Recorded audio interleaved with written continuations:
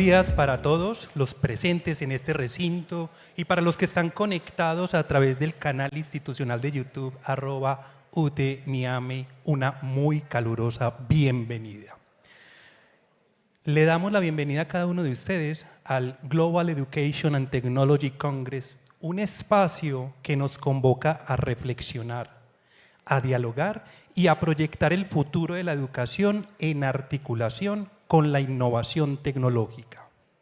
Este evento, impulsado por la University of Technology and Education, surge como respuesta a los desafíos contemporáneos de los sistemas educativos, consolidándose como un escenario de encuentro académico de alcance global.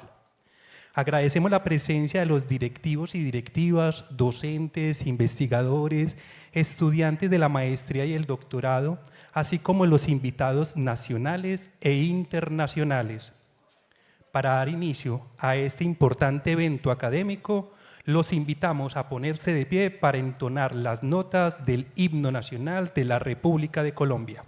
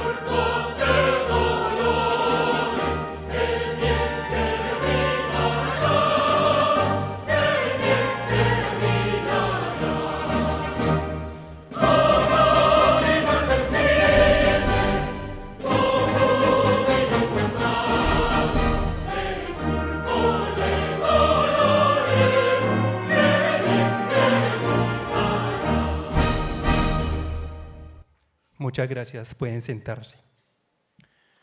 Les recordamos que en los auditorios en este Teatro Mayor San José, Santa Rita y Torrente no está permitido el consumo de alimentos ni bebidas.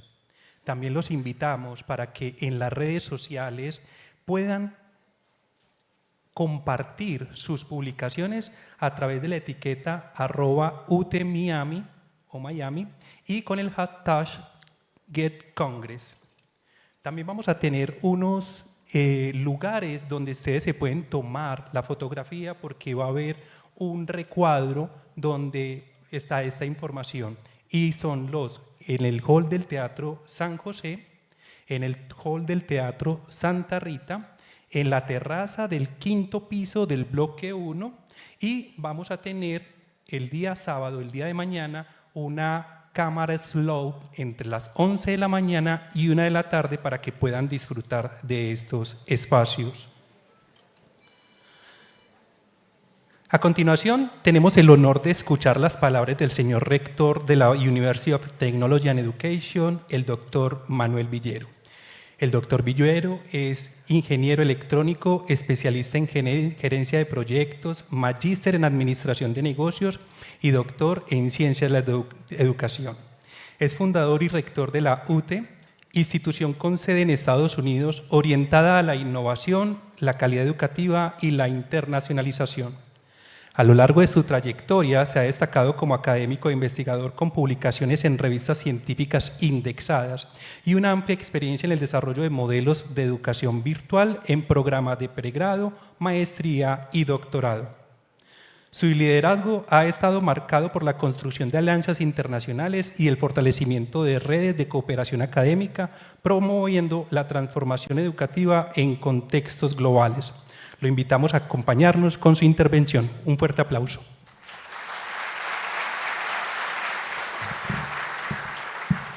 Muy buenos días para todos, estimados maestrantes, doctorandos. Sinceramente, me siento muy contento de verlos aquí a todos ustedes presentes. Quiero invitar, antes de iniciar estas palabras, a todo el equipo administrativo y académico de la universidad, que son las personas que están detrás de las plataformas, detrás de redes, que le prestan el servicio a todos ustedes. Y los invito a pasar acá adelante para que los conozcamos.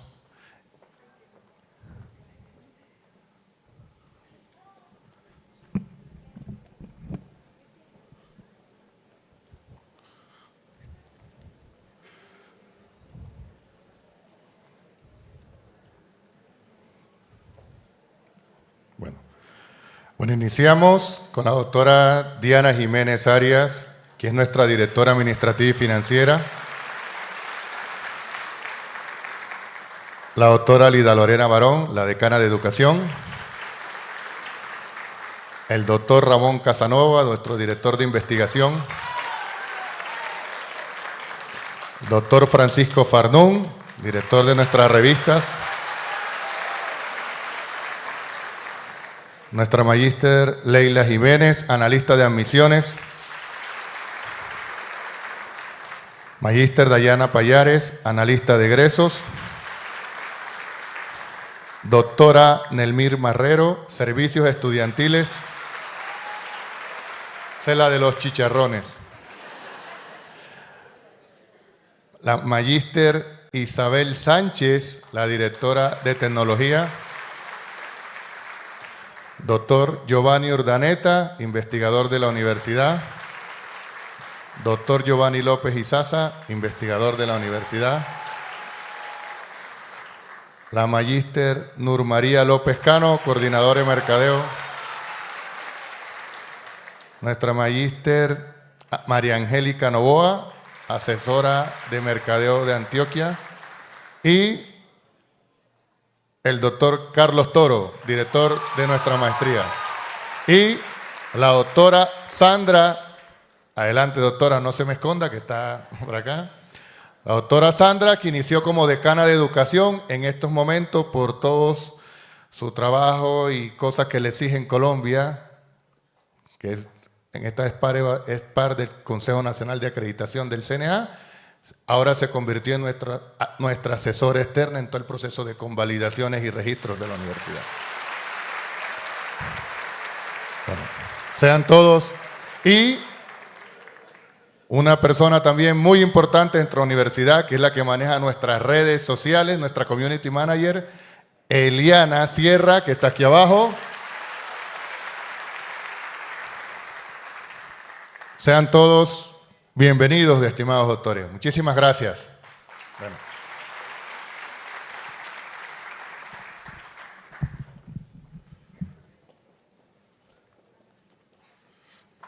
Bueno. Listo. Bueno, apreciados maestrantes, doctorandos, invitados nacionales e internacionales, para mí es un honor y una profunda satisfacción en calidad de rector de la University of Technology and Education, dar apertura oficial al Global Education and Technology Congress. Hoy no estamos simplemente inaugurando un evento académico, estamos dando inicio a un espacio de pensamiento, de reflexión y de construcción colectiva del conocimiento. Un espacio que nace con una visión clara: redefinir lo posible y liderar el futuro a través de la educación. Hoy nos encontramos reunidos aquí estudiantes provenientes de distintos contextos culturales y realidades, especialmente de Colombia, Ecuador y Estados Unidos. Y eso por sí solo ya representa un logro significativo, porque la educación del siglo XXI no puede entenderse desde lo local, sino desde lo global. Desde la conexión entre saberes, experiencias y realidades diversas. Verlos hoy aquí a todos ustedes, con muchos que me tomó fotos y todos esos agradecimientos, de ese proceso inicial de inducción, para algunos hace aproximadamente 2 años que están en la recta final del egreso de la universidad, para otros en tiempos más recientes, es sin duda un motivo de orgullo institucional. Pero más allá del orgullo, es un reflejo de algo más profundo: la persistencia, la disciplina y la convicción de cada uno de ustedes. Sabemos que llegar hasta aquí no ha sido fácil. Detrás de cada rostro hay historias de esfuerzos, sacrificios económicos, tiempo robado a la familia y una apuesta firme por el crecimiento profesional y humano. Y por eso hoy quiero comenzar diciéndoles algo con total claridad. Vale la pena, estimados estudiantes, vale la pena formarse, vale la pena investigar, vale la pena cuestionar el mundo para transformarlo. Este congreso nace de una convicción fundamental: la investigación que no se divulga no transforma. El conocimiento que no se comparte no trasciende. Durante años en América Latina hemos producido conocimiento valioso, pero muchas veces este se queda en bibliotecas, en documentos archivados, en repositorios que pocos consultan. Hoy estamos aquí para cambiar eso. Este congreso es el escenario para que ustedes, como maestrantes y doctorandos, puedan visibilizar sus investigaciones, compartir hallazgos, proyectar ideas hacia una comunidad académica más amplia.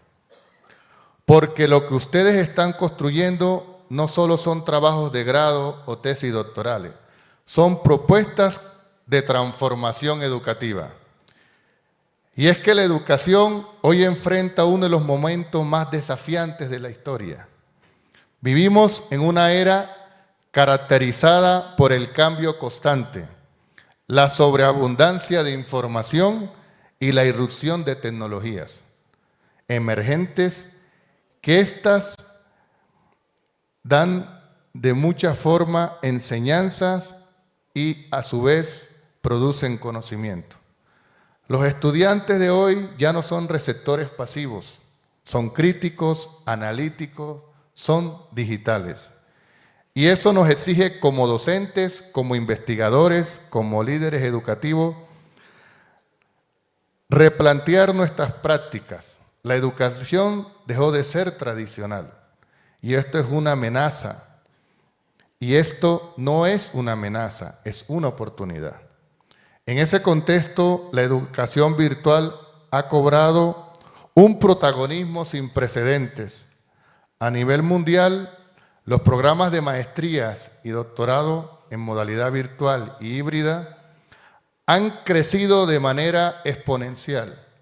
Diversos informes internacionales estiman que más de un 30% de los programas de posgrado a nivel mundial ya se desarrollan bajo ese tipo de modalidad. Se proyecta que esta cifra continúa aumentando en los próximos años. Esto responde a una realidad clara. El conocimiento ya no tiene fronteras. Pero también quiero ser enfático en algo. La educación virtual no es de menor calidad. Es una idea que debemos superar. La educación virtual es una modalidad exigente, requiere disciplina, autonomía, capacidad de gestión del tiempo y sobre todo un pensamiento crítico. El estudiante virtual no memoriza, el estudiante virtual analiza, interpreta y construye conocimiento. Y eso en muchos casos representa un nivel de exigencia incluso mayor que en la educación tradicional. En la University of Technology and Education, en la UTE, nuestros programas han sido desempeñados bajo principios de rigurosidad académica, solidez investigativa, pertinencia internacional. Nuestros programas de maestría y doctorado han sido estructurados para garantizar procesos formativos robustos que permitan a nuestros estudiantes no solo graduarse, sino proyectarse profesionalmente a nivel internacional. Trabajamos con estándares que faciliten la convalidación de títulos en Colombia ante el Ministerio de Educación Nacional, así como su reconocimiento en Ecuador ante la CNECI y la acreditación que está en proceso ante DAC en Estados Unidos. Porque entendemos que la calidad no solo se declara, la calidad se demuestra. Hoy también es importante hablar de uno de los elementos que está marcando la transformación educativa y que muchos de ustedes a diariamente están utilizando, que es la inteligencia artificial. La inteligencia artificial no ha llegado para reemplazarnos, ha llegado para desafiarnos. Nos obliga a pensar mejor, a cuestionar más, a no aceptar la información de manera automática. Hoy más que nunca, el rol del docente y del investigador es fundamental, porque el verdadero conocimiento no está en la información, sino en la capacidad de interpretarla y darle sentido. Quiero expresar un agradecimiento muy especial a cada uno de ustedes. Gracias por creer en este proyecto. Gracias por responder a esta convocatoria. Gracias por hacer parte activa de este Congreso. Asimismo, me complace anunciar que este Congreso quede institucionalizado con una periodicidad bienal, siendo su próxima edición en el 2028, en otro país que le estaremos informando. Esperamos poder llevar esta segunda edición, si es posible, Panamá o Estados Unidos, como parte de nuestra estrategia de internacionalización. Para este momento, muchos de ustedes ya serán egresados profesionalmente, con títulos reconocidos, con trayectorias consolidadas, pero siempre serán parte de esta casa de estudio de la UTE, porque la UTE es y seguirá siendo una universidad sin fronteras. Y quiero cerrar con una reflexión final. La educación no debe tener fronteras, debe tener calidad, debe tener impacto, debe tener propósito. A quienes hoy visitan esta ciudad por primera vez, Medellín, los invito a vivir esta experiencia con entusiasmo, pero también con responsabilidad. Ustedes representan a esta institución y representan el futuro de la educación. Me alegra profundamente verlos aquí. Sé que muchos han llegado con esfuerzo, con sacrificios personales y familiares, pero estoy completamente seguro de algo, no se arrepentirán, porque pertenecer a la UTE no es solo estudiar en una universidad, es hacer parte de una comunidad académica que crece en el poder transformador del conocimiento. Sean todos bienvenidos, disfruten este congreso, aprendan, compartan, conecten y sobre todo transformen.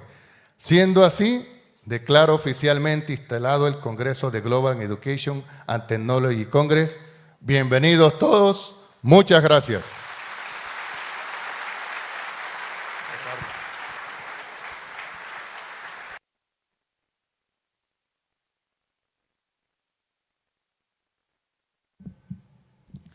Muy bien.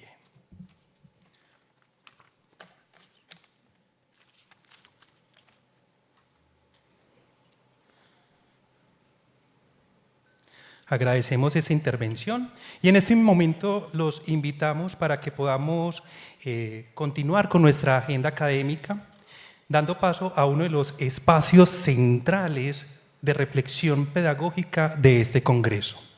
Es un honor presentarles al doctor Francesc Pedró, referente internacional en política educativa y educación superior. El doctor Pedró es profesor de políticas educativas de la Universidad Pompeu Fabra de Barcelona. Ha ocupado cargos de alto nivel en organismos internacionales, destacándose como director del Instituto Internacional de la UNESCO para la Formación Superior en América Latina y el Caribe y actualmente como director de la Oficina Regional de la UNESCO para Centroamérica.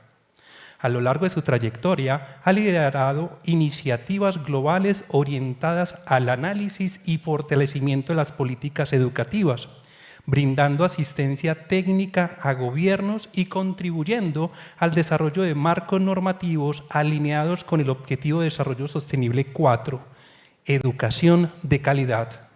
Asimismo, ha sido analista senior de la OCDE, donde participó en proyectos de gran impacto como la Encuesta Internacional sobre Enseñanza y Aprendizaje, TALIS, y diversas iniciativas sobre innovación educativa y aprendizaje del siglo XXI.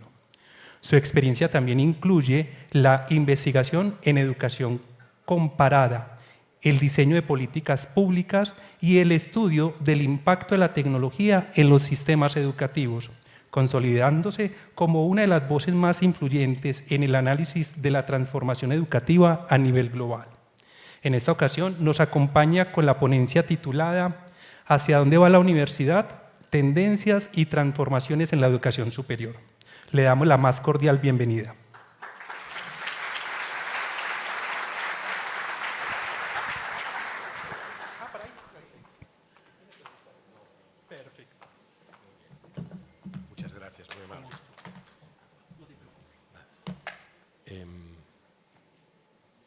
Muy buenos días a todos y a todas. Aunque no lo parezca, el de la fotografía soy yo, pero yo creo que la han retocado con inteligencia artificial. De hecho, el rector me la ha enviado y se la ha enviado a mi esposa. No me reconoce. Bueno, de verdad que es un placer. Vamos a estar un buen rato juntos. Muy bien, muchas gracias. Vamos a estar un buen rato juntos y quisiera empezar reconociéndoles por su esfuerzo. Realmente, yo cuando he entrado hace, 15 minutos más o menos a esta sala, a mí me habían dicho que tenía que dar una charla ante estudiantes universitarios y de pronto he visto un público, digamos, joven adulto, por decirlo de algún modo, ¿verdad?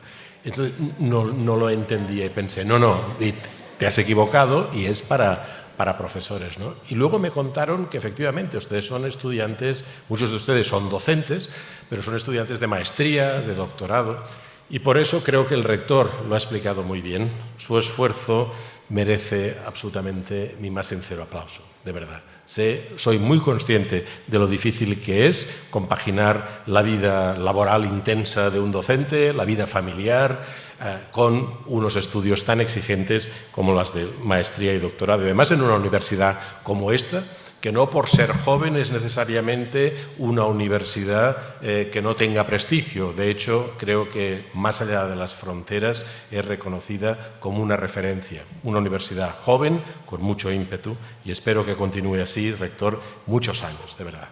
Bueno, yo quiero compartir con ustedes algunas imágenes. Vamos a ver si soy capaz de... Muy bien. Quisiera compartir con ustedes algunas imágenes, en particular las que voy a compartir ahora. Creo que van a quedar con ustedes durante probablemente todo el día. A mí me olvidarán, pero estas imágenes quedarán aquí. No consigo... Ahora, demasiado rápido. Mire, hace unos años... No me van a creer, porque pensarán que esto fue hace escasamente unas semanas. No, hace aproximadamente 6 años estuve visitando la que probablemente sea la universidad más prestigiosa de China, la Universidad de Tsinghua. No solo de China, sino probablemente de toda Asia. Y aquí pueden ver una imagen del campus, que parece un campus norteamericano, moderno, también por dentro, vibrante, lleno de estudiantes con el futuro por delante. Y lo primero que me llamó la atención...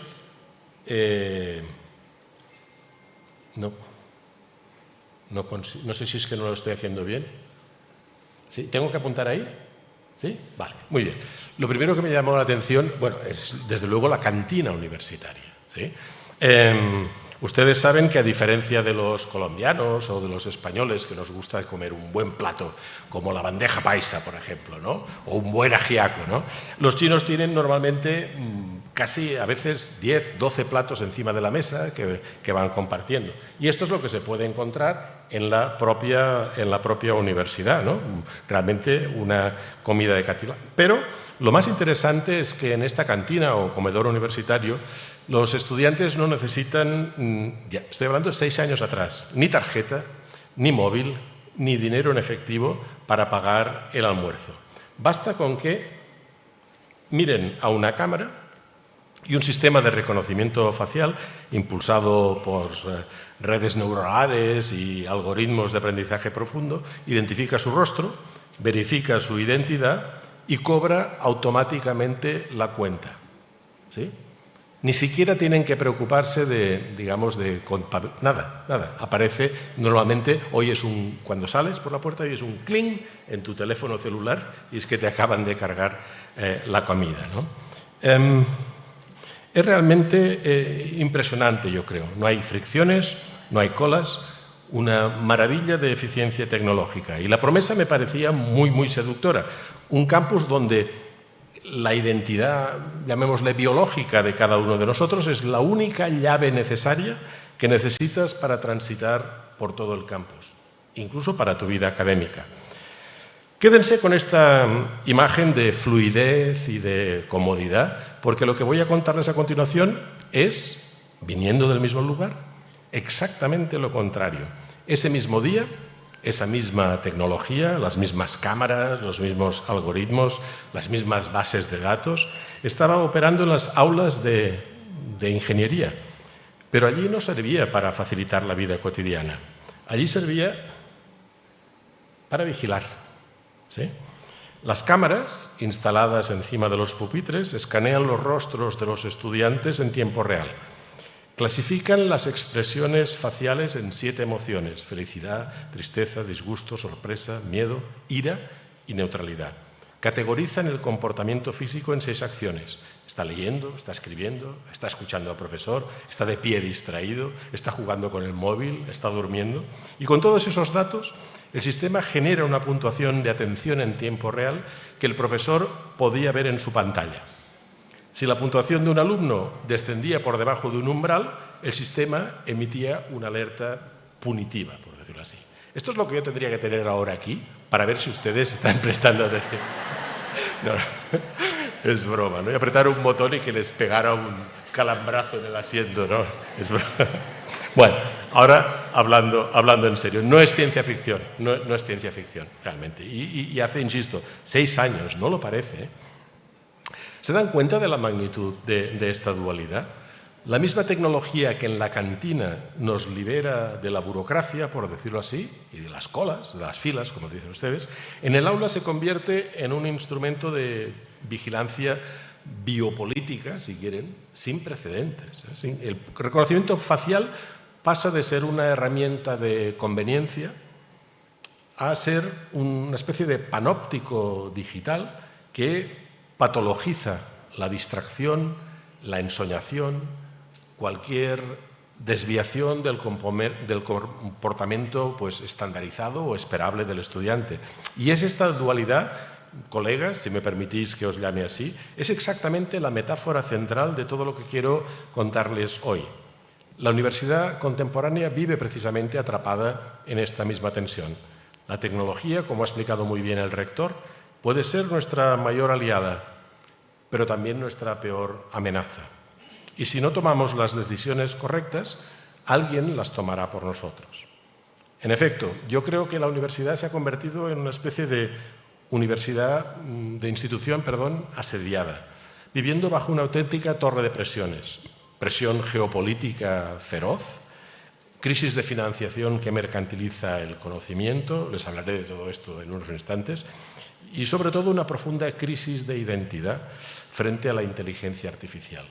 Andamos perdidos, ¿sí? Yo acabo de dictar un curso para estudiantes de cuarto año de ciencia política y realmente tengo problemas para rediseñar los procedimientos de evaluación. Me imagino que compartirán esa preocupación conmigo, ¿no?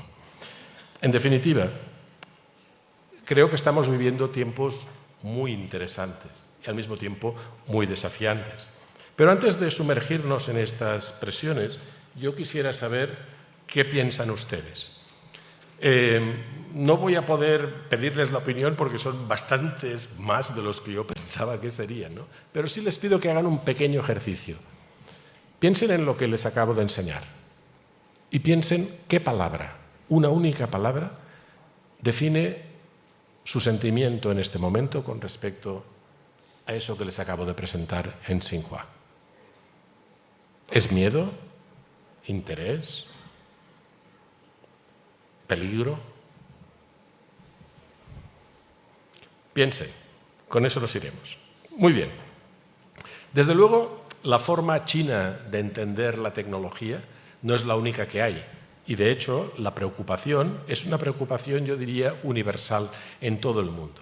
Ahora les voy a presentar un pequeño vídeo que viene de un conjunto de las universidades británicas más prestigiosas y que en inglés les cuenta brevemente cómo ellos entienden qué se debe hacer en materia de inteligencia artificial en la universidad. Y luego les sacaré una pequeña, brevísima conclusión. Vamos allá. I believe we are at a profound point of technology-driven disruption, and higher education and universities are going to need to respond to it.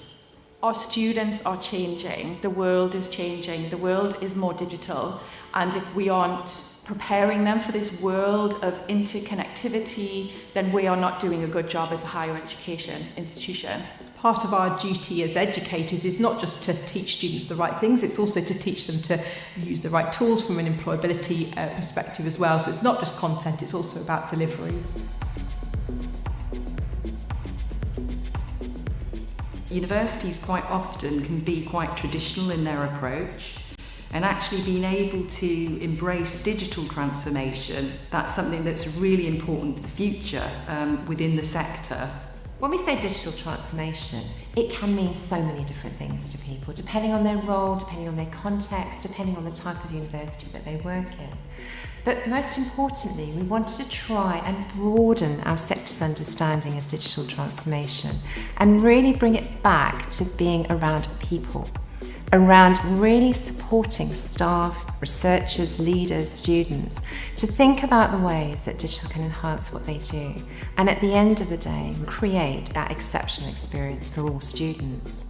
We're operating inside an environment that is fast changing, that is uncertain, and we knew there was a whole set of activities that we needed to get on with around supporting our staff, supporting our learners. En definitiva, fíjense que desde la perspectiva británica, que yo creo que resume bien cómo lo estamos viendo no solo en Europa, sino también en América Latina, legítimamente podemos preguntarnos si dentro de 25 años continuaremos teniendo universidades como la que me da trabajo a mí, o todas serán más bien como UTE, porque en realidad está cambiando todo demasiado rápidamente. Y es lógico que, digamos, busquemos distintas formas de entender cuál es el papel de la universidad en un contexto marcado, como acaban de explicar, por la incertidumbre, en definitiva. No tenemos las certezas que teníamos cuando nosotros, bueno, hablo por mí, éramos estudiantes, ¿no? Piensen, ¿cómo será el entorno de trabajo de la inmensa mayoría de los titulados de nuestras universidades el primer día en su oficina o en su puesto de trabajo? ¿Creen que, como sucede en muchas universidades en Europa y en América Latina, les van a prohibir utilizar aplicaciones que les permiten ganar en eficiencia y en tiempo? ¿Creen que se lo van a prohibir como se lo estamos prohibiendo nosotros? No, más bien probablemente estén esperando que desde las universidades salgan debidamente preparados para usar, digamos, con sentido común, esas herramientas y de una manera eficiente. Entonces, ¿cómo podemos conciliar las exigencias de un aprendizaje de calidad al que se refería el rector, en el que no se produzca ni lo que denominamos el desbordamiento cognitivo? Si no saben lo que es el desbordamiento cognitivo, esperen 20 minutos más y entonces entrarán en esa dinámica, ¿no?, donde hay demasiadas cosas al mismo tiempo, ¿no?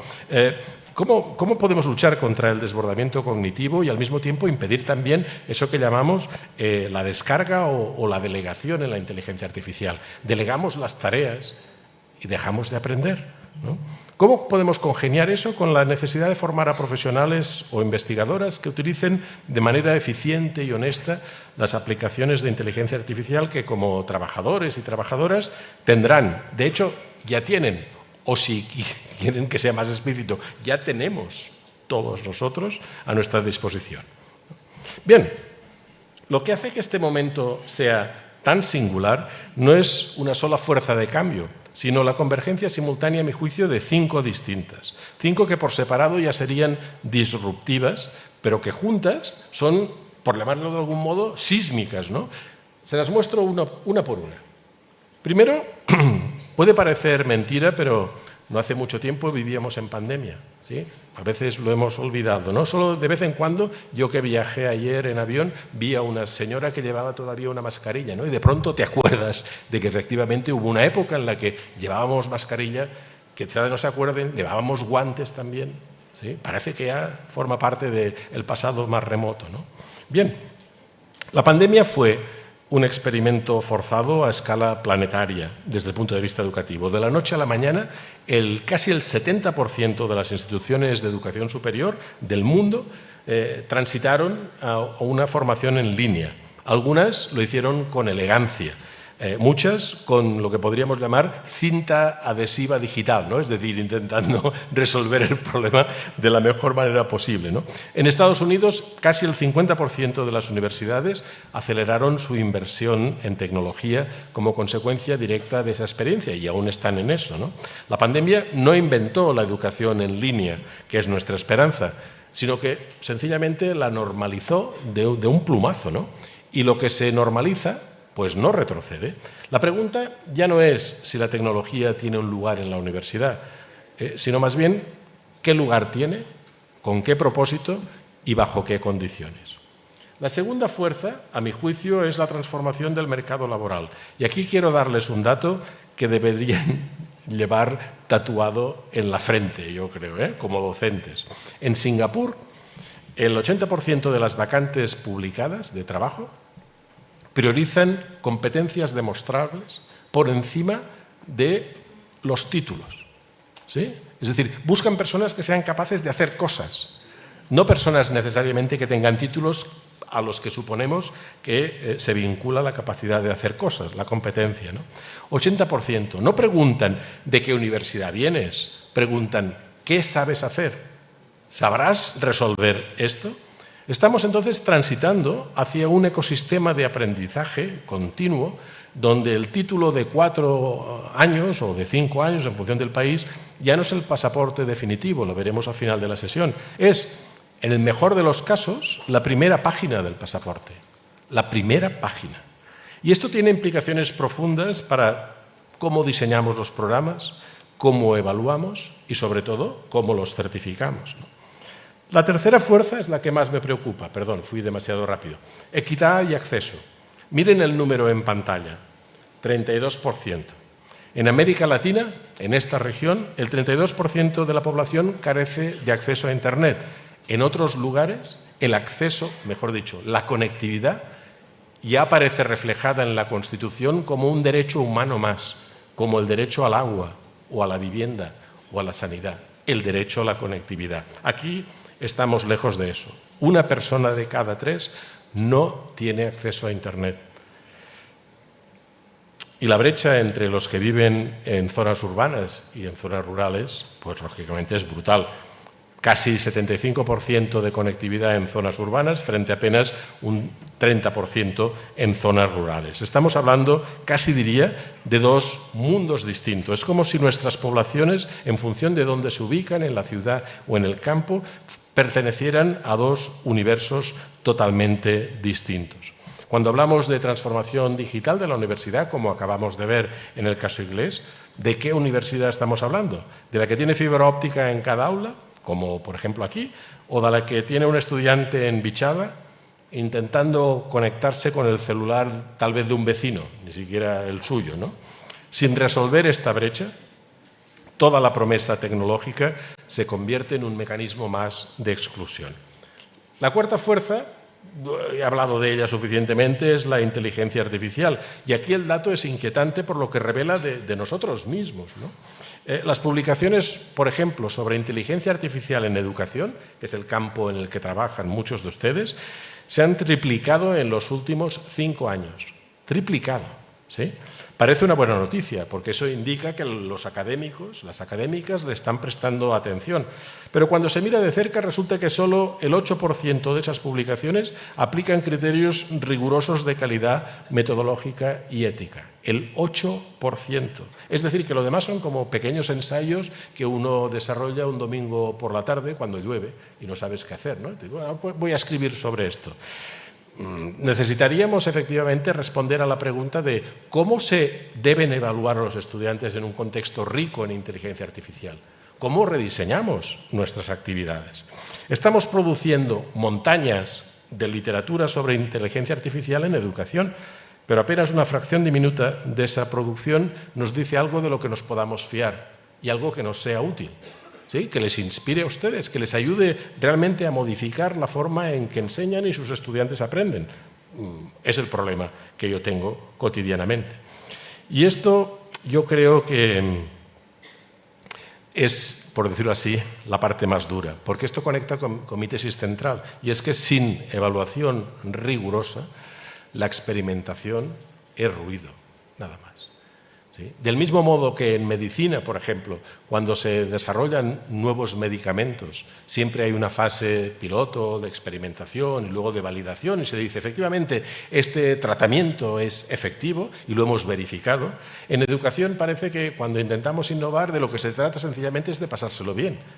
Y a veces con una inversión ingente de tiempo y de trabajo por parte de los docentes que investigan. Pero luego eso se desvanece con el tiempo porque no sabemos si vale la pena escalarlo, ¿sí? Como no sabemos de qué manera podemos determinar que esa innovación produce más y mejores aprendizajes, nos quedamos con las lucecitas, con las aplicaciones, ¿no? Y la quinta fuerza, que tal vez nos cueste más de aceptar, es la dataficación, que es más o menos, expresado de otra manera, lo que les he mostrado en Tsinghua.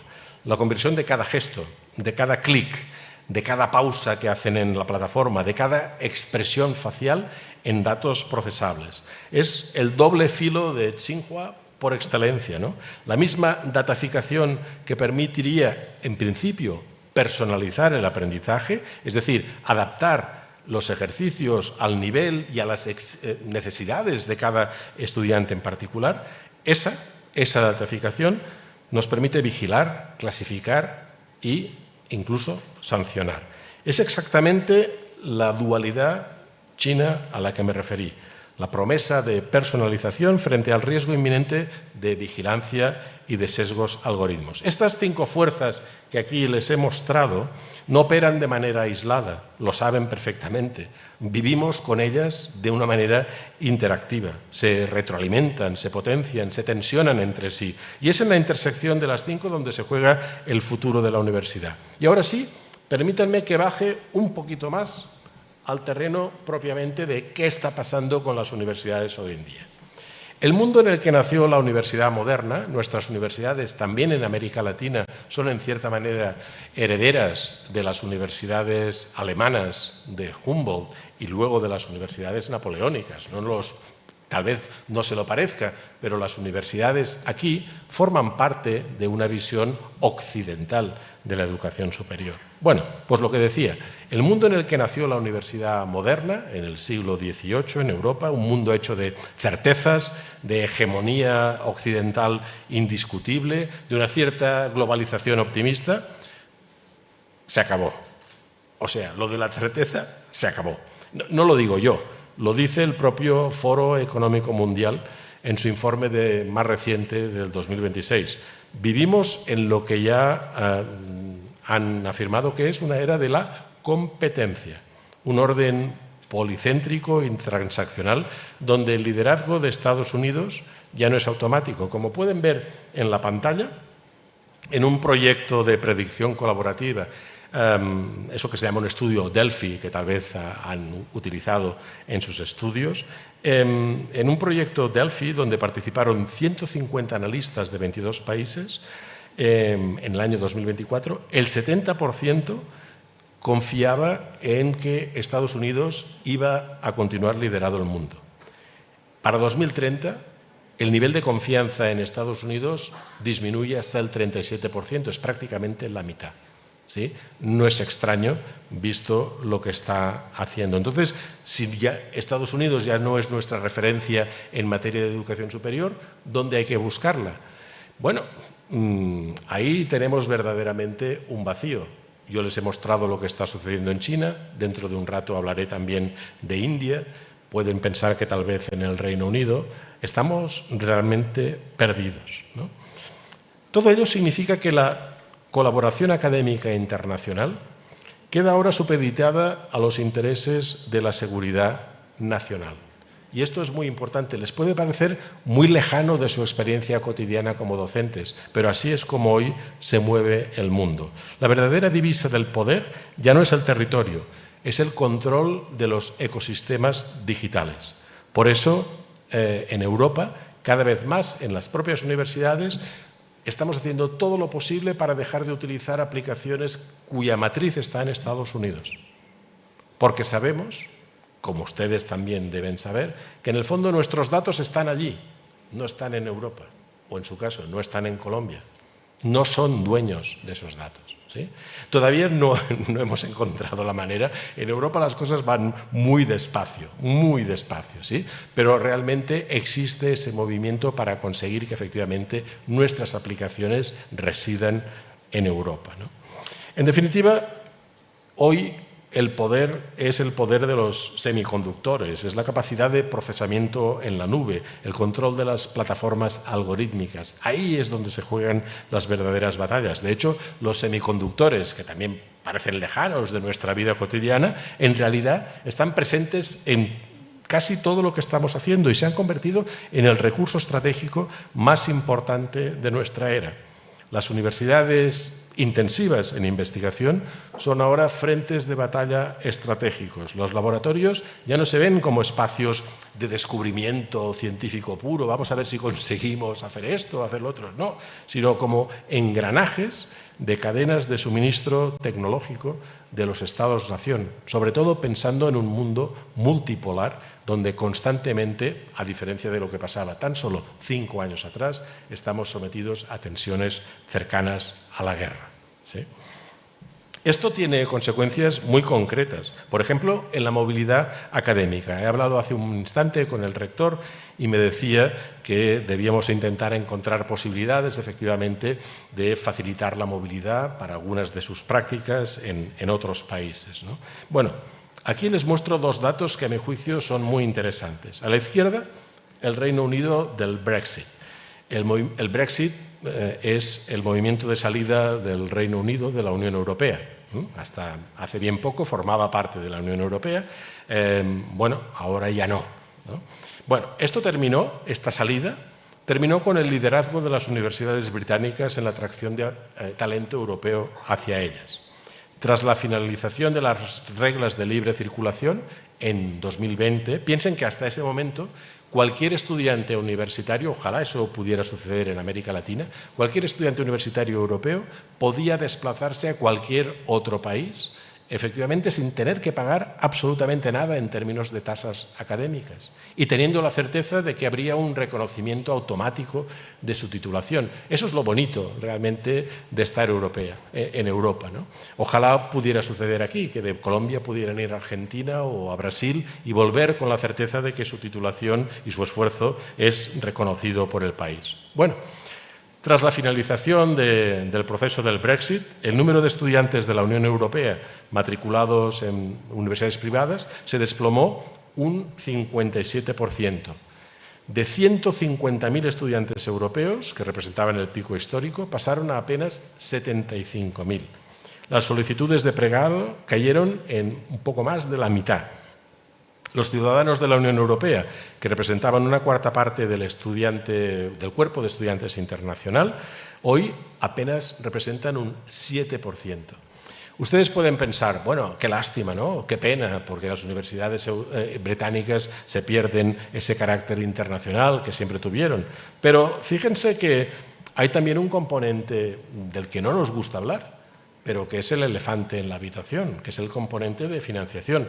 Miren, con la eliminación de los préstamos subsidiados y la imposición de tarifas internacionales a los estudiantes de la Unión Europea, se pasó de pagar aproximadamente unos $5.000 anuales por un curso de posgrado a más de 12.000, lo cual todavía tuvo un efecto, digamos, directo sobre la demanda, ¿no? Considerado que las matrículas internacionales representan aproximadamente el 25% de los ingresos de las universidades británicas, ya se pueden imaginar el desastre económico que esto es para esas universidades. Y no es extraño que quieran volver a Europa. Estamos, de hecho, hoy en día viendo en Inglaterra cierres de programas, en particular en el ámbito de las humanidades, no de la educación, pero sí de las humanidades, y despidos masivos de docentes.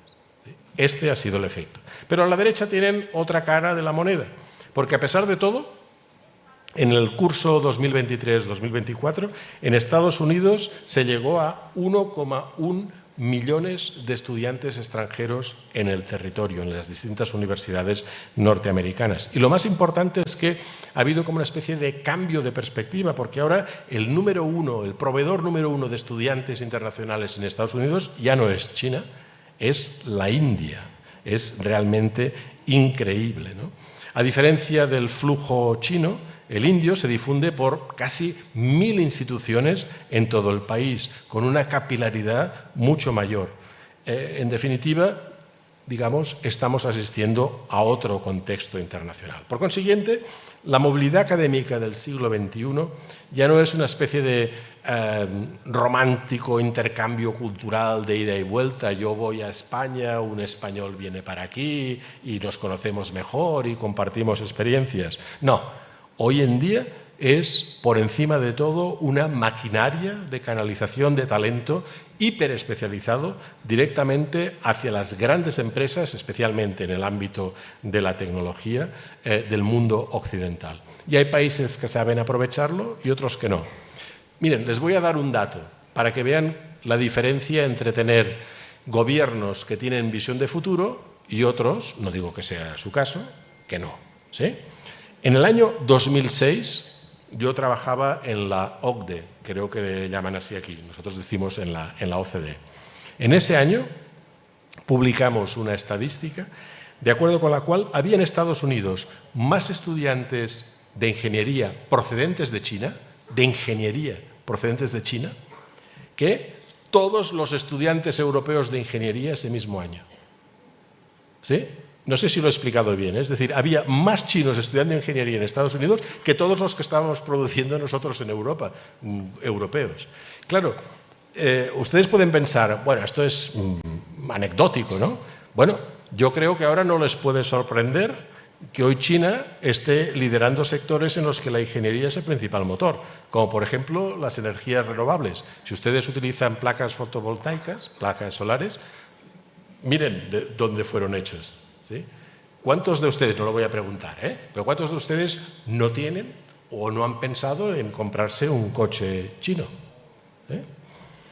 En Europa lo que hemos terminado haciendo es colocar aranceles para que el precio sea más elevado, porque realmente se estaba encargando la industria automotriz europea, ¿no? Bueno, esto por una parte, pero por otra hay algo igualmente importante también, y es, ustedes pueden pensar, en Colombia hemos progresado mucho en materia de acceso y democratización a la educación superior. Sí. Pero fíjense que durante décadas Hemos siempre celebrado la democratización del acceso como un triunfo, ¿verdad?, consumado. Y yo creo, desde mi humilde perspectiva, que no lo es. Porque lo que tenemos hoy en día en términos de equidad en la educación superior en esta región es lo que hemos dado en llamar inclusión excluyente. No se lo creerán, es mi esposa que quiere comentar el tema de la fotografía. Bueno, ¿qué es la inclusión excluyente? Es que aparte lo ha compartido, tenemos 4 hijos, lo ha compartido con los 4 hijos y ahora debe haber ahí una juerga flamenca alrededor de la fotografía, increíble, ¿no? Bueno, lo que les decía, yo creo que esto que denominamos inclusión excluyente es algo muy sencillo de entender. Hemos abierto las puertas de la universidad, a veces gracias a ofertas virtuales, pero por dentro las reglas de juego siguen siendo las mismas de siempre, ¿sí? Las culturas institucionales elitistas, las prácticas pedagógicas hegemónicas, los sesgos implícitos, todo eso sigue intacto. Es como si yo les dijera, mira, te invito a cenar a casa, ¿sí? Bueno, con tantos no podría, porque no me caben todos juntos, ¿verdad? Les invito a cenar y abro la puerta y ustedes pasan. Pero ustedes no tienen ningún plato, no tienen el ajiaco encima de la mesa, ¿sí? Ahora, eso sí, han tenido libre acceso. No. Lo que queremos es que su experiencia en la cena a la que les hemos invitado sea completa, que la comida sea de calidad y que cuando salgan de nuevo por esa puerta, en este caso con un título, ¿verdad?, digan qué experiencia más agradable hemos tenido. Miren, los datos de PISA, de nuevo que ustedes también conocen, muestran que vivimos todavía en un mundo extremadamente desigual. Cuando hablamos de 113 puntos de brecha entre los estudiantes de 15 años de edad que mejores puntajes obtienen en PISA y los que peores puntajes obtienen, estamos diciendo que los estudiantes, los alumnos de secundaria, y esto les afecta a ustedes, que vienen de entornos vulnerables, de extracción socioeconómica baja, en realidad, a los 15 años de edad, es como si hubieran tenido un año de escuela menos. Eso es lo que significa 113 puntos de diferencia, ¿sí? Vienen a la escuela con una mochila cargada de piedras y nosotros no hacemos nada para sacar esas piedras. Los estudiantes que logran sortear esa brecha y que acceden a la universidad se enfrentan a lo que denominamos un laberinto de exclusiones invisibles, ¿no?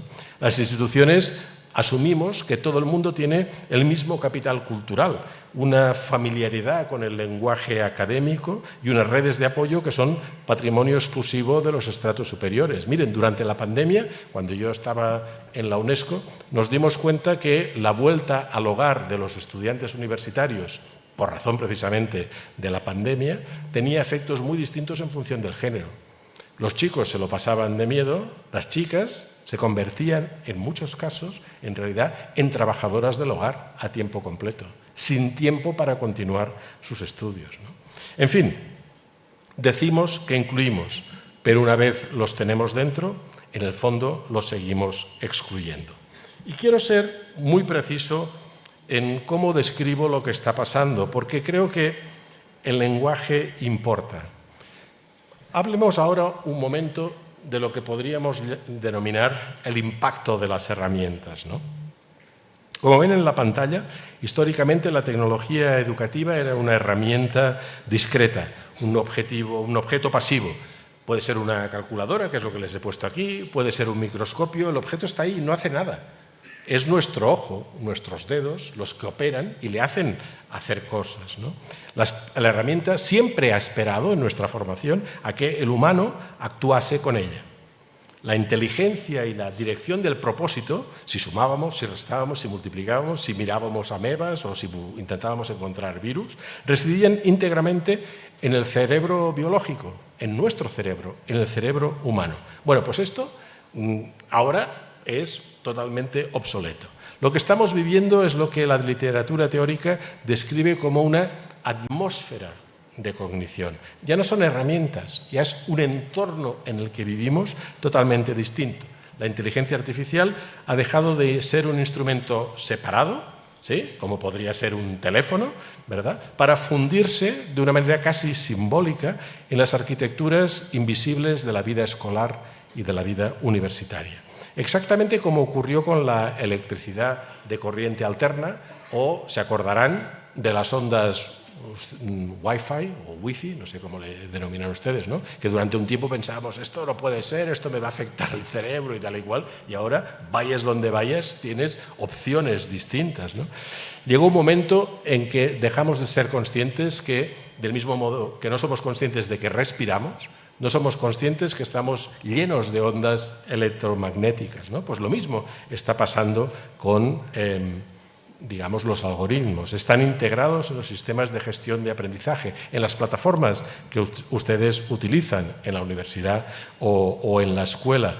Predicen probabilidades de deserción de estudiantes universitarios de una manera bastante acertada, y se basan para hacerlo en la presencia o la ausencia del estudiante, en los motores de evaluación automatizada de ensayos. El rector me contaba no hace mucho hasta dónde se puede llegar en este paroxismo. Me contaba de un programa de educación a distancia donde un estudiante, harto de no saber si estaba interactuando con un profesor de verdad o no, el día que le pidieron que subiera un trabajo, envió un recibo de electricidad, ¿sí? Y la respuesta fue 100 sobre 100. Magnífico trabajo. O sea, puede parecer, me lo ha contado el rector, ¿eh? O sea que él les dará más detalles, yo no lo he vivido, pero como dicen en italiano, si no è vero, è bene trovato, ¿eh? Si no es verdad, por lo menos está bien, ¿no? Bueno, en fin, yo creo que todo esto nos provoca una especie de crisis de sentido que en el fondo es devastadora, ¿no?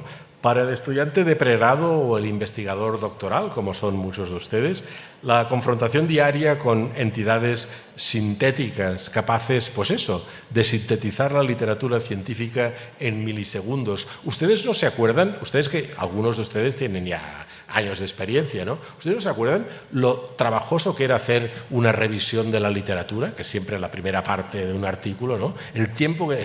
Y ahora... En fin, tenemos aplicaciones que nos lo hacen prácticamente de una manera instantánea, ¿no? Es lástima porque al hacer la revisión de la literatura, de pronto aprendías mucho sobre el tema. Y ahora te limitas a tener la revisión de la literatura hecha, sin que haya pasado por ti. En definitiva, estructurar marcos lógicos, estructurar nosotros los marcos lógicos, generar esa prosa académica que a veces, en fin, es demasiado retórica, ¿no? Pero hacerlo con una eficiencia, yo diría, exponencial y a coste marginal cero, que es lo que hacen ahora las aplicaciones por nosotros, nos genera una pregunta que nos deja paralizantes, ¿no? ¿Cuál es el propósito último? El propósito, si ustedes quieren, irreemplazable del esfuerzo cognitivo humano en el siglo XXI. ¿Es operar con aplicaciones? ¿O seguimos confiando en que queremos aprender? La automatización en la que vivimos amenaza con vaciar de significado todo el proceso más bien laborioso, pero intrínsecamente formativo, y acaba reduciendo la formación a una competencia casi, si me permiten la expresión, estéril, ¿no? En la que el cerebro humano parece destinado a la derrota frente a las arquitecturas neuronales basadas en silicio. No sé si tienen esa sensación, pero yo cuando interactúo con una aplicación de inteligencia artificial siempre pienso que sabe más que yo. ¿Sí? ¿Sí? Yo creo que no, porque yo tengo criterio. Yo tengo criterio y ella no. Ella es siempre complaciente. Pero en fin, esto nos llevaría probablemente muy, muy lejos, ¿no? Yo no creo que sea realmente inteligente. En fin, creo que lo que podríamos llamar el techlash que vemos en muchos campus no es mero ludismo, es una rebelión humanista legítima. Les hablo de techlash, que es como una opción de vida que consiste en decir, a mí esto me está sucediendo ahora con algunos estudiantes que tengo de una maestría sobre gobernanza y políticas públicas, donde no quieren oír hablar para nada de la inteligencia artificial. No quieren, ¿sí? Es como si, ¿saben? Como si optaran un poco por ser veganos o vegetarianos de inteligencia artificial, ¿no? Es decir, esto no, yo no lo quiero en mi vida, no lo quiero, me empobrece como ser humano. ¿Qué debemos hacer ante esto? Bueno, yo creo que la misión de la universidad tiene que ser rearmada.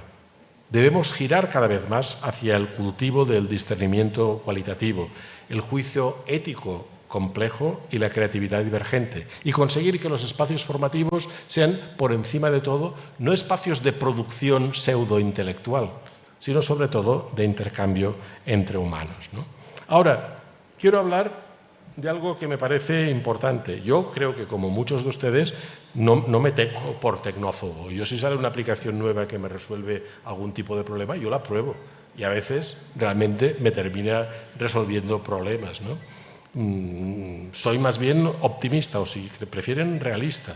Creo que la inteligencia artificial tiene la capacidad de ser una fuerza niveladora, tal vez la más potente en la historia humana, pero solo si somos capaces de gobernarla con criterio. Cuando hablamos de inteligencia artificial en educación, a menudo terminamos en una especie de miopía administrativa.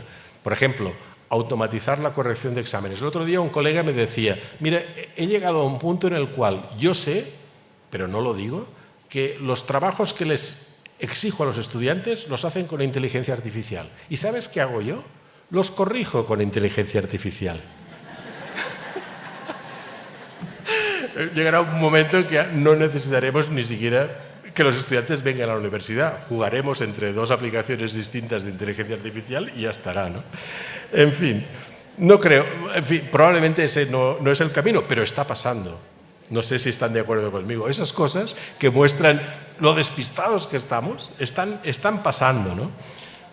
Yo creo que hemos dejado atrás una época en la que todo el mundo decía inteligencia artificial, no.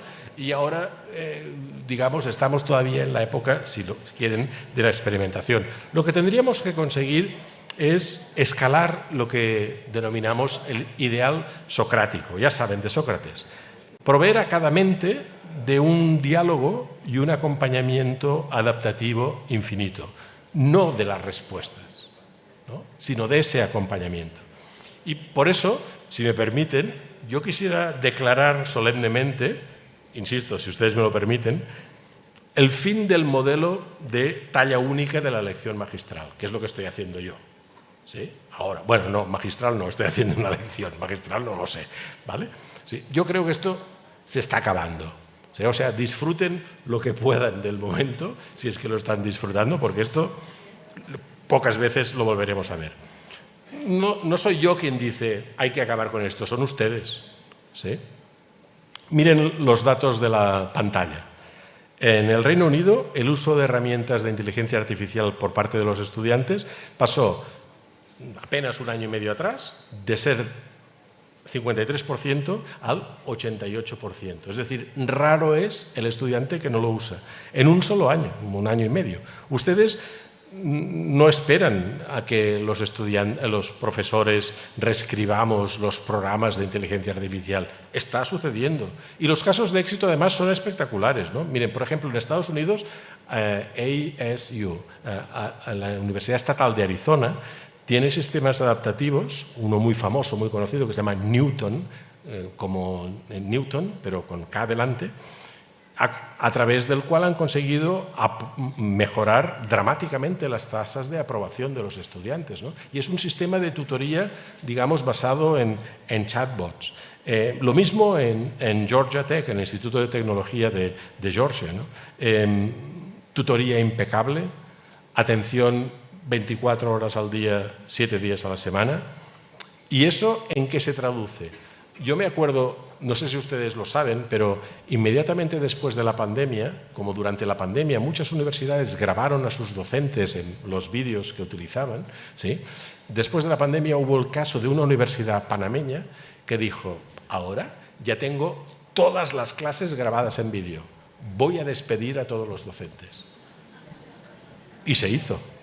¿No? En fin, en lugar de terminar así, quizá lo que deberíamos decir es, por fin, puedo liberar tiempo para atender individualmente a cada estudiante.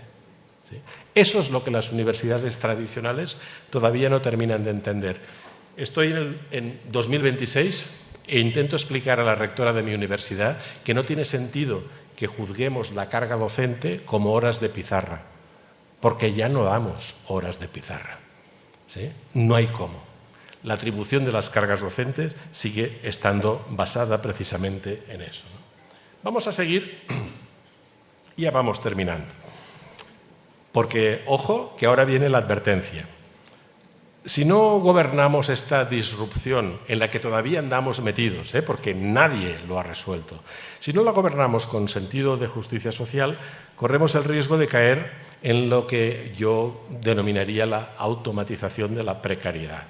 Miren la pantalla de nuevo. A un lado, el tutor algorítmico personalizado de las élites, de las grandes universidades en Estados Unidos, en Europa.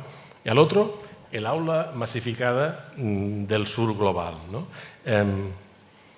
Nos deslumbramos cada vez que hablamos de Stanford o de Georgia Tech o de Harvard, pero en regiones enteras de América Latina, la mitad de la población no tiene todavía acceso a Internet de calidad.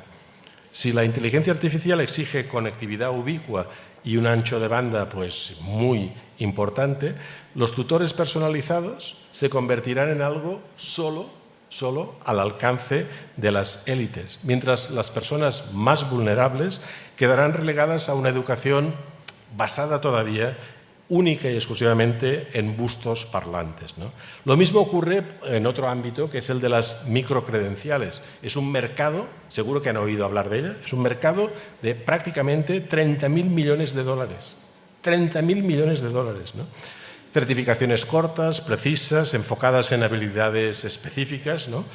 Son vitales para nosotros como trabajadores modernos. Pero, ¿cómo podemos hacer eso compatible con, efectivamente, la garantía de que esas microcredenciales no solo sirven para alimentar las necesidades de las grandes empresas, sobre todo tecnológicas, pero también bancarias, de seguros, y que, como no transmiten competencias transferibles, cuando termina la necesidad, esos trabajadores son expelidos del sistema. Habrán leído muchas noticias en los últimos 2 años de miles de despidos que se han producido en la industria tecnológica, precisamente. Si solo confiamos en las microcredenciales y no construimos, por ejemplo, a través de grados universitarios, capacidades transversales, en el fondo lo que estamos haciendo es pan para hoy, ¿verdad? ¿Sí? Por eso es que necesitamos apostar decididamente por la investigación, ¿no?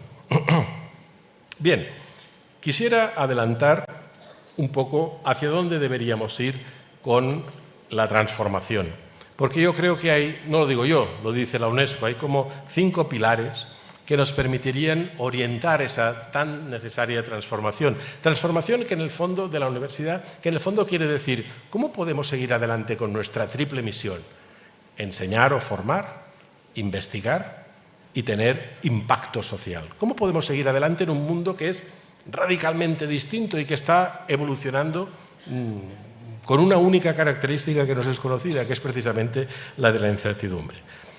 Yo diría que hay 5 pilares, basándome en los trabajos de la propia UNESCO, sobre los que podemos apoyarnos para la próxima década. Primero, la desaparición del tiempo pedagógico tradicional.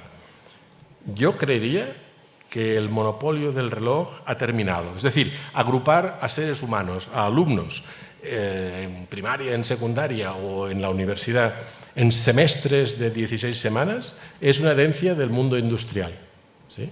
Si la inteligencia artificial verdaderamente puede evaluar competencias al instante, ¿por qué seguimos midiendo en horas de clase, en horas de exposición? ¿Sí? Ustedes cuando van a la playa, yo la semana que viene, debo confesarles que si todo va bien, estaré 4 días en Barú. ¿Sí? Sí, pero no... Pero ya estoy con mi esposa, llevo todas las cremas, por eso lo de la foto me ha ido bien, para que sí. En fin, llevo todas las cremas, sí, pero siempre que he ido al Caribe, es la segunda vez que vamos a Barú, mi esposa es medio colombiana, siempre que he ido al Caribe me he quemado. ¿Sí? No, a ustedes tal vez no les pase, pero yo que no tengo la piel, ¿sí? Me he quemado, ¿no? Entonces, por eso tengo que ser muy consciente de las horas que paso frente al sol, ¿sí? En cambio, parece que en el mundo escolar decimos, no, lo que tenemos que hacer es aumentar el número de horas de clase. Pero si están los niños y las niñas sentados ahí, ¿es eso realmente sinónimo de que están aprendiendo? ¿Sí? Pues ahí estamos, ¿no? Podemos hacer cosas distintas y podemos, por tanto, medir lo que nos interesa, que es, efectivamente, si aprenden más y mejor, no cuántas horas están sentados. En definitiva, el futuro exige certificar el talento, no el tiempo pasado en una silla, en un aula. ¿Sí? Segundo, la evaluación basada en procesos. Esto es un poco más complicado, ¿no? Cuando la inteligencia artificial generativa produce un ensayo rápidamente en 5 segundos que nos deja como diciendo, pero bueno, esto es... ¿sí? ¿Qué sentido tiene calificar el producto final? ¿Sí? Si sabemos que prácticamente con una pequeña instrucción, una frase, lo va a hacer por nosotros. Evaluemos más bien el proceso de razonamiento, la capacidad de formular preguntas correctas, la interacción con el fracaso incluso, ¿no? Dejemos de corregir exámenes para más bien convertirnos en auditores de procesos intelectuales. Miren, yo no sé qué harán ustedes en sus clases, pero yo, en el curso que les comenté, que terminé el pasado trimestre, al final opté por, ciertamente, los estudiantes tenían que presentar un trabajo, pero yo evalué a cada estudiante en mi oficina, uno por uno, durante 15 minutos. Y llegué a darme cuenta de hasta qué punto, cuando hacías preguntas orales, era evidente que ellos no habían escrito ese ensayo. No eran capaces de defender las tesis fundamentales que ellos habían escrito y firmado. ¿Sí? Entonces yo creo que si nos forzamos, por decirlo así, a repensar el proceso, debemos pensar igualmente también en cómo mediremos nuestro esfuerzo como trabajadores docentes. Porque imagínense, yo antes he tenido 30 estudiantes en el aula. ¿Sí? Yo corregir 30, sin inteligencia artificial, corregir 30 trabajos, más o menos cada uno de 10 páginas, me lleva unas cuantas horas. Ahora añadan a eso el deber de tener una evaluación presencial y oral. ¿Sí? ¿Mi sueldo va a mejorar? No. ¿Sí? Pero parece que es una obligación moral intentar realmente garantizar que el paso por mis cursos va a ser significativo y, por tanto, que puedo certificar que efectivamente aprendieron, ¿no? En definitiva, experimentemos. Tercero, la disolución de las fronteras administrativas, ¿no? La burocracia que nos consume en las escuelas, en las universidades, la mitad de la vida. La mitad de la vida, ¿eh? Ahora no, pero hace aproximadamente 10 años se hizo una investigación en Inglaterra que demostró que las escuelas inglesas, dije 10, perdón, son 20 años, 20 años, las escuelas inglesas recibían cada año 8 kilos de instrucciones en papel. 8 kilos. ¿Sí? Lo midieron. No sé si les pasa a ustedes, bueno, ahora no les debe pasar porque llega todo digital, ¿no? Pero imprímanlo y acumúlenlo y pésenlo. Verán lo que pasa, ¿no? Yo creo que la burocracia es el terreno abonado para que los docentes utilicemos la inteligencia artificial. ¿Sí? ¿Quieres un informe? Ahí te lo mando. ¿Sí? ¿Quieres datos? Ahí te lo mando, ¿verdad? Liberemos tiempo para lo que verdaderamente nos parece importante. No despidamos a docentes, como está sucediendo en Inglaterra, en Australia o en Estados Unidos, sino liberemos el recurso más preciado que todos tenemos, ¿verdad? Yo siempre, en mis investigaciones, he intentado demostrar que el incentivo más importante para un docente, independientemente del nivel educativo en el que está, no es darle $50 más al mes, bienvenidos sean, o si son 100, mucho mejor, sino darle tiempo. Darle tiempo. ¿Sí? Ese es el incentivo más grande. Bueno, entonces, reutilicemos esas, aplicaciones para liberarnos tiempo, para redirigir ese tiempo a la mentoría profunda, al intercambio casi socrático con nuestros estudiantes. Cuarto, la curaduría ética del conocimiento. En un mundo como el que vengo describiendo, en el que la información es ubicua, pero en realidad la verdad es escasa, nuestro mandato como docentes es enseñar a dudar inteligentemente. ¿Sí? Yo recuerdo, no hace mucho estuve en el Amazonas, tenía un guía local, estuve viviendo durante aproximadamente 10 días en una comunidad en Brasil, y él siempre decía, cada vez que yo le cuente algo, usted me promete que tiene que decir siempre esto. Digo, ¿qué? ¿Por qué? Y él decía, cuando salgamos por la noche a cazar caimanes, que en realidad es solo ir con una linterna para ver los ojos, tienen que ir con mucho cuidado y tienen que ir en el centro de la balsa. ¿Por qué? ¿Sí? Entonces, era una dinámica que a mí me parecía, pues eso, precisamente muy socrática, ¿no? Ojalá pudiéramos conseguir que todos los estudiantes en la universidad nos avasallaran con repeticiones diciéndonos siempre, ¿y esto por qué? ¿Y esto por qué? ¿Sí? Ojalá, ojalá. ¿Sí? Y quinto, bueno, pues la personalización, que a mi juicio es el futuro, en definitiva. A través de la analítica predictiva, la universidad, creo yo, puede dejar de reaccionar, si me permitís la expresión, post-mortem al fracaso. ¿Sí? Porque nos podemos avanzar. Hagamos posibles intervenciones preventivas que sabemos que donde se están produciendo permiten un éxito superior al 85%. Identifiquemos rápidamente al estudiante que está a punto de rendirse antes incluso de que él mismo lo sepa, ¿no? Adelante, entonces. Vuelvo sobre un tema que para mí es muy importante. Quiero que se miren los unos a los otros, a las otras. Fíjense qué diversa que es esta sala, ¿no? Históricamente, nuestras instituciones libraron una batalla muy ardua para abrir las puertas, para asegurar que la demografía de la academia reflejara la riqueza multicultural y socioeconómica de la sociedad. Sin embargo, como les dije, abrir la puerta no es suficiente. Nuestro imperativo moral ya no es la simple inclusión, es inclusión para ofrecer calidad. ¿Sí? Miren los datos en pantalla, ¿no?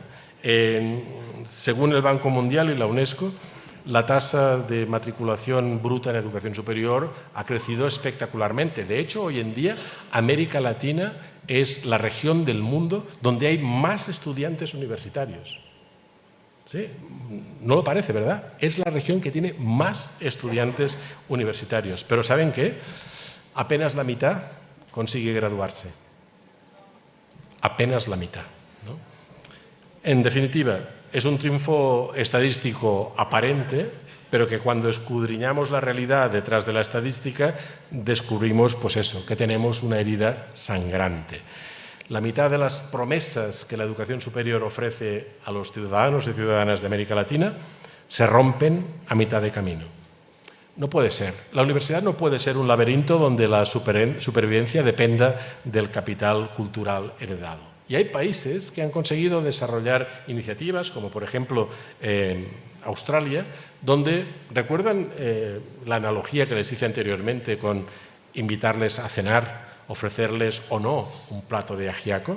Pues bien, si ustedes quieren jugar verdaderamente la carta de la equidad en la educación superior, no solo tienen que contribuir a abrir las puertas de la universidad a quienes están infrarrepresentados, sino garantizar que les darán ese plato de ajiaco que necesitan y que tal vez el estudiante prototípico no requiere porque come bien en casa. ¿Sí? Piensen en eso. Piensen que, como sucede en Australia, el éxito no se mide por la diversidad en el acceso. El éxito se mide por la diversidad en el éxito, en la graduación. ¿Y cómo hacemos posible esa graduación? Si no es acompañando, dando más a quien más nos necesita. Miren, nosotros nos enfrentamos además a un tema muy importante que probablemente en el mundo de la educación virtual no sea tan evidente, pero en las universidades tradicionales está sucediendo, que es el absentismo. ¿Sí? Nosotros, en Europa por lo menos, tenemos una tasa de presencia en las clases equivalente al 30%. ¿Sí? Es decir, en lugar de tener 30 estudiantes, yo tuve el trimestre pasado, los días que tuve más, tuve 12 en clase. Esa es una realidad. ¿Y por qué no vienen? Me gustaría tener tiempo para poder discutir con ustedes por qué creen que no vienen a clase, ¿sí? Yo creo que irremisiblemente no vienen a clase porque se aburren y porque, en definitiva, muchas de las cosas que les explicamos las tenemos accesibles en nuestra propia plataforma. Entonces, ¿qué tenemos que hacer? Realmente ofrecer una experiencia en la universidad que haga absolutamente inevitable que todos los estudiantes vengan cada día y que vengan como una sonrisa, como diciendo, vamos a ver qué pasará hoy. ¿Sí? Esto es lo que no estamos consiguiendo. Y hablemos, como les decía, y voy terminando ya, del elefante en la habitación, que es el dinero. Quiero ser brutalmente honesto, ¿eh? Nada de toda esta transformación institucional, nada de esta inteligencia artificial compasiva, ni de estas estrategias de retención sería posible si no abordamos la tensión financiera que asfixia tanto a las universidades como, lógicamente, a sus estudiantes. Tenemos modelos donde escoger. Por ejemplo, en Europa, en el modelo nórdico, en buena parte de los países nórdicos, no solo no pagas ningún tipo de tasa académica para asistir a la universidad, sino que además recibes una prestación de aproximadamente unos $900 mensuales en tu calidad de estudiante, para que no tengas que depender de una familia que tal vez no tenga recursos, ¿no? Ahí en un extremo. Y en el otro, el modelo 100% mercantilizado de Estados Unidos, donde saben perfectamente que uno de los problemas más importantes que hay hoy es la deuda estudiantil. La deuda que los estudiantes han ido acumulando, ¿no? ¿En qué lugar colocarse? Pues miren, hay una iniciativa actual, también del Reino Unido, que a mí me parece muy interesante, que es ofrecer a todo ciudadano y a toda ciudadana un crédito educativo de por vida. ¿Eso qué significa? Significa, vamos a suponer, esa línea de crédito actualmente se cifra en torno a unos $55.000, ¿sí? Usted puede gastar esos dólares de una vez, haciendo una titulación universitaria más un posgrado, más un doctorado, o puede decir, yo ahora voy a hacer solo una titulación universitaria, ¿verdad? Por ejemplo, una maestría, y me quedan todavía $30.000 que puedo invertir en otro momento de mi vida. Por ejemplo, en un momento en el que quiero cambiar mi orientación profesional, o quizá cuando se va acercando el momento de pensionarme, donde por fin podré estudiar historia de la música, que es mi gran pasión, y ahí podré utilizar ese crédito. Ese es verdaderamente, así como diríamos que desde el punto de vista técnico, pedagógico, con instituciones como la UTI y otras, tenemos resuelto, la fórmula, ¿sí? Porque nos ofrece a todos flexibilidad, que es lo que buscamos los adultos, nos falta resolver el problema de la financiación. Todo esto, ¿cómo lo pagamos, ¿no?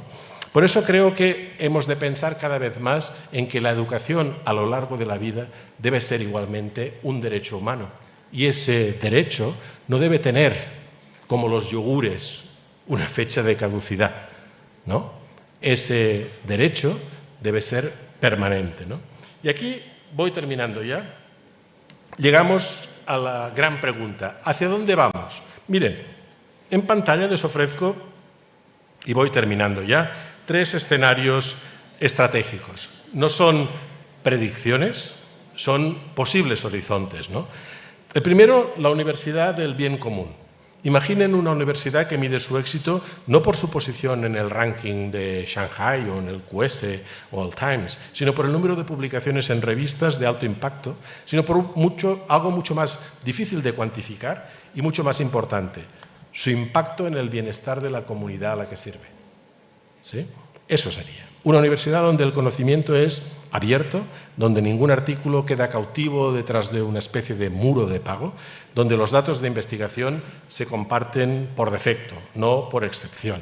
Esa sería la universidad del bien común. Y, de hecho, tenemos ejemplos claros que, en el fondo, encarnan el ideal de la ciencia y la investigación abierta. El segundo escenario es el de la organización conectada del conocimiento. La universidad como un nodo vibrante de una red planetaria donde investigadores, comunidades, empresas y agentes de inteligencia artificial, ¿por qué no?, colaboran sin fronteras, ni institucionales, ni disciplinarias, ni tampoco de país.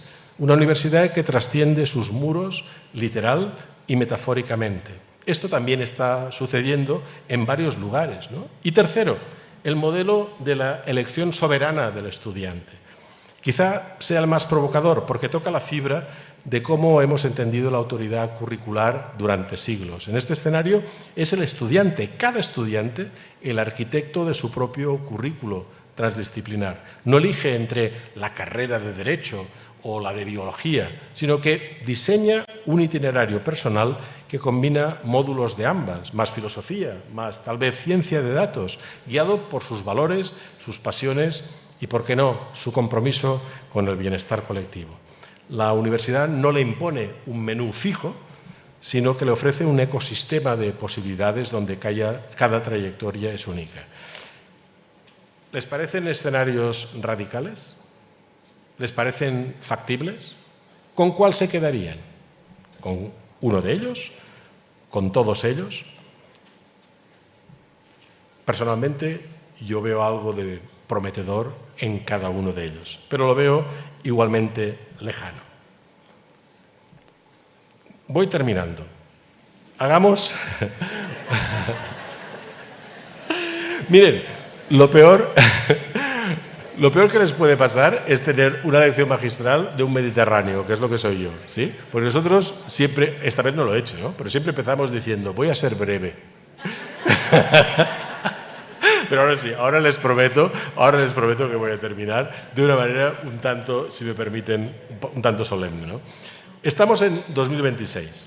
El año 2050 está a menos de 25 años. Yo para entonces, si sigo por aquí, seré un viejecito venerable seguramente, ¿no?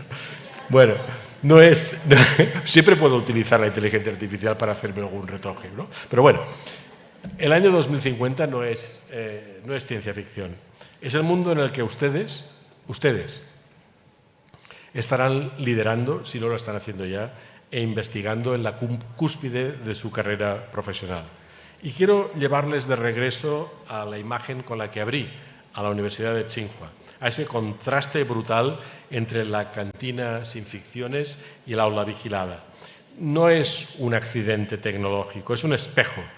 La tecnología, con todo su poder algorítmico, es moralmente inerte, aunque refleja nuestras imperfecciones, nuestros sesgos, ¿no?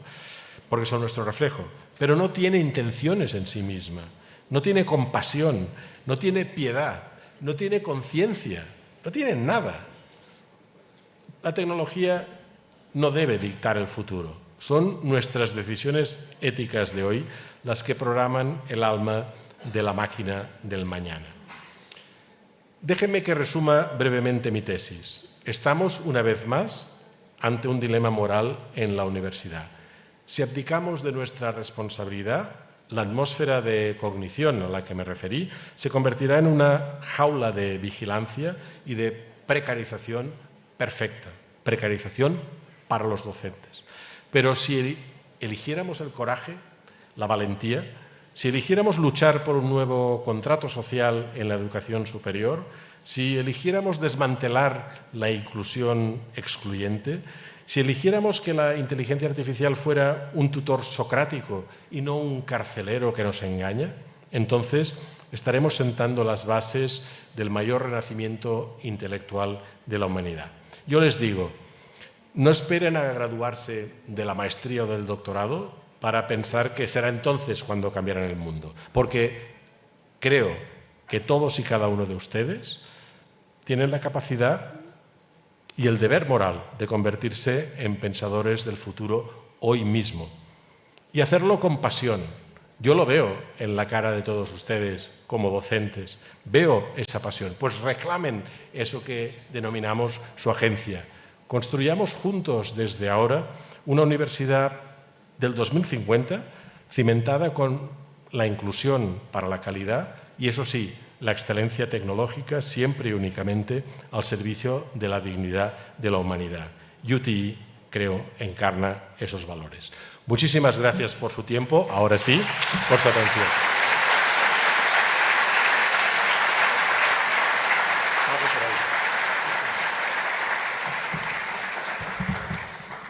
Agradecemos profundamente al doctor Francesc Pedro por esta enriquecedora intervención que de alguna u otra manera nos amplía este conocimiento y comprensión sobre los desafíos y las oportunidades de la educación superior en un contexto global.